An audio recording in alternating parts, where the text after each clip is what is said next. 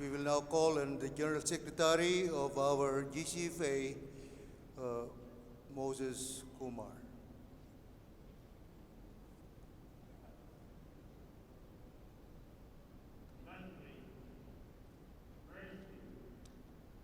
Obrigado. Thank you.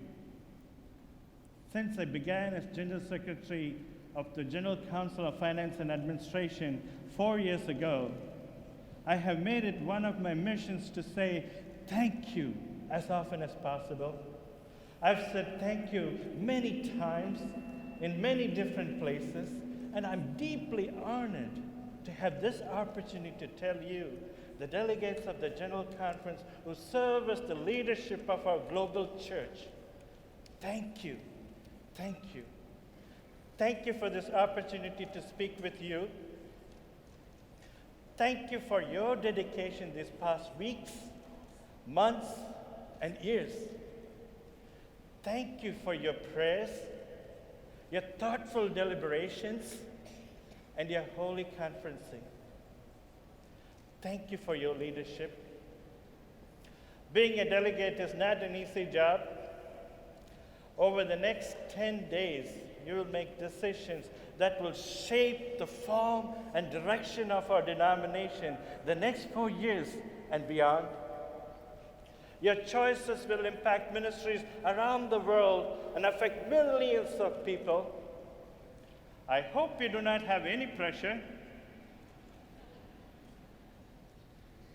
The good news is that around the world, right now, at this very moment, United Methodists are praying for you. The prayer mantles that many of us wear remind us that we are part of something greater than what happens in this convention center for the next 10 days. We are part of a worldwide movement of disciples of Jesus Christ who are sharing the good news through word and action, who are making a difference in communities, who are changing lives in big and small ways. This evening, I want to talk to you about how you and I, as United Methodists, are making a difference through our shared financial commitment to the 7 apportioned general funds of the United Methodist Church, and how we can continue to make a difference in the next 4 years. In the fall of 2008, just a few weeks after I became the General Secretary at the General Council of Finance and Administration, the global economy began to collapse. The General Council of Finance and Administration's Economic Advisory Committee assures me that the two events, becoming the General Secretary and the economic downturn, are not related. But then sometimes I started to wonder. There was a great deal of fear in those days. Do you remember that? Do you remember the fear? Each new day brought more bad news, home foreclosures, bank collapses, and corporate bankruptcies. In the United States, many wondered aloud if this was the beginning of the end. Fear challenged faith. And it felt at times like fear was winning. The last 4 years have not been easy. Our churches, our congregations, our agencies, our bishops all have to make difficult choices. We cut budgets, realigned and eliminated ministries, reduced administrative costs, laid off staff. We forced ourselves to do more with less. Fear challenged faith. And faith won. Even at the lowest point, the percentage paid on the general church apportionment only dipped down to 84%. Thank you for that, because you made that happen. It was because of you and people like you willing to step out in faith and continue to be generous in a time of scarcity that made that happen. Every day in this world, Fear challenges faith. And faith is winning. This is an exciting time in our church. We have over 13 million professing and baptized members worldwide. And at this general conference, we heard this several times. At this general conference, nearly 40% of the delegates here tonight are from outside the United States. The fact is, globally, we are a growing church. That news may come as a surprise to some, particularly many of our American brothers and sisters.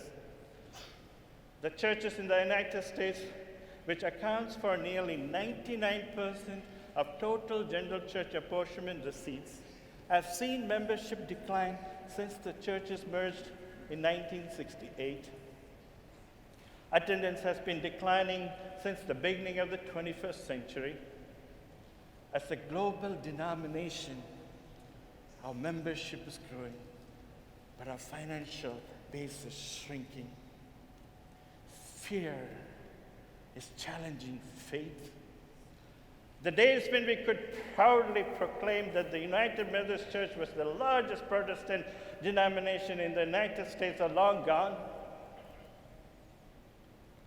The reality we face is that the way we have done our ministry in local churches, in annual conferences, and general level must change and adapt to new financial realities.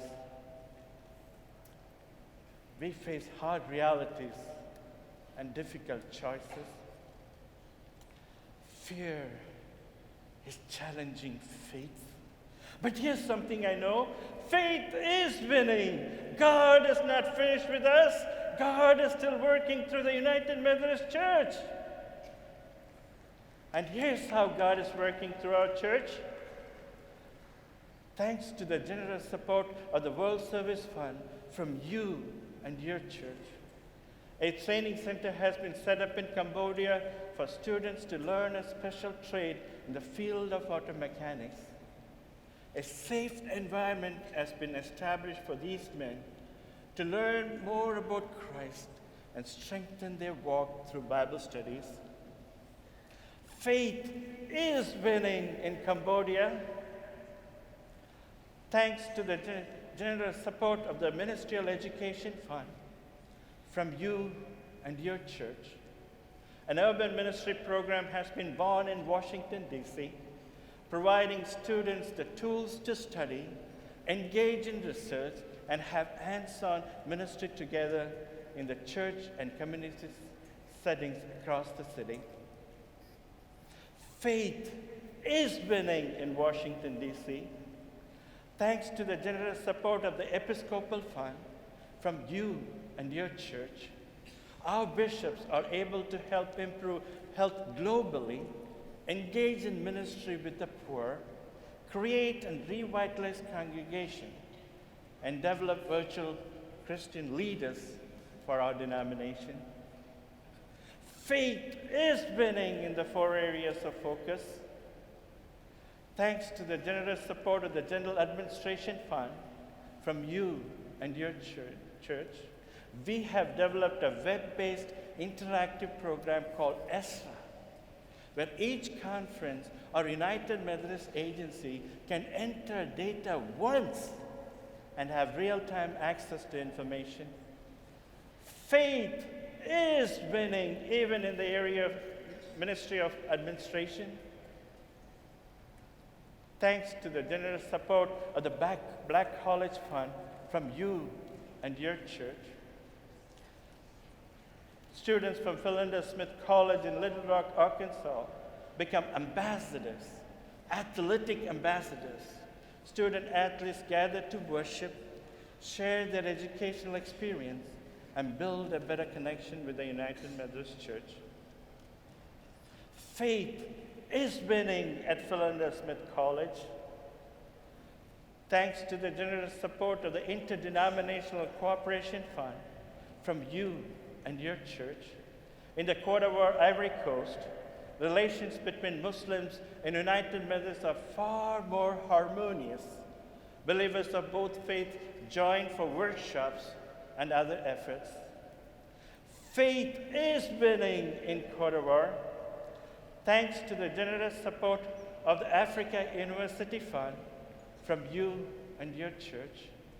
A project to give household and community access to nutritious food in spite of drought is thriving in Zimbabwe. Faith is winning in Zimbabwe. These are just a few examples of how you change lives through the 7 apportioned funds of our general church. Each of these funds impact lives, supports ministries, supports our work in making disciples and transforming the world. These 7 funds make up the budget submitted by the General Council of Finance and Administration for your consideration. Taken together, they represent the financial mission statement of our denomination, the way that we have chosen to deploy a portion of the treasures God has given us.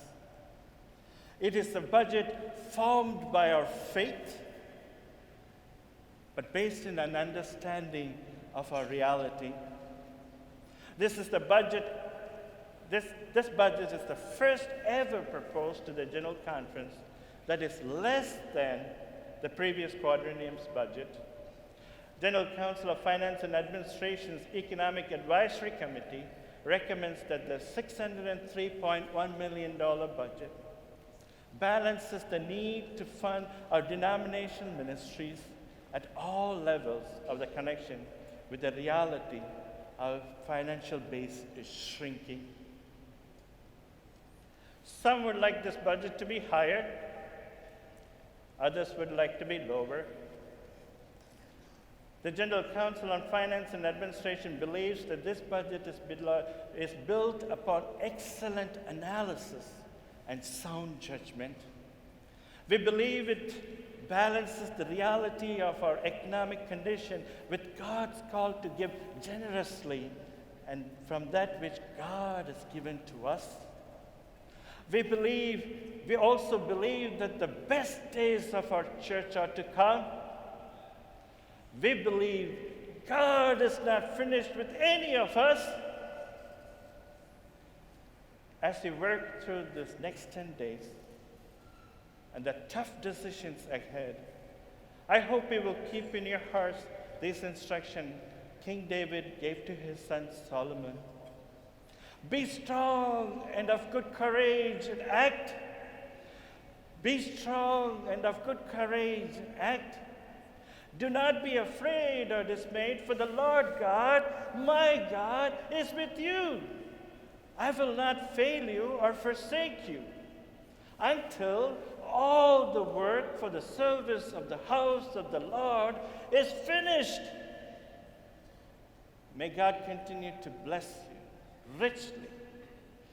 Fear will always challenge, and faith will always win.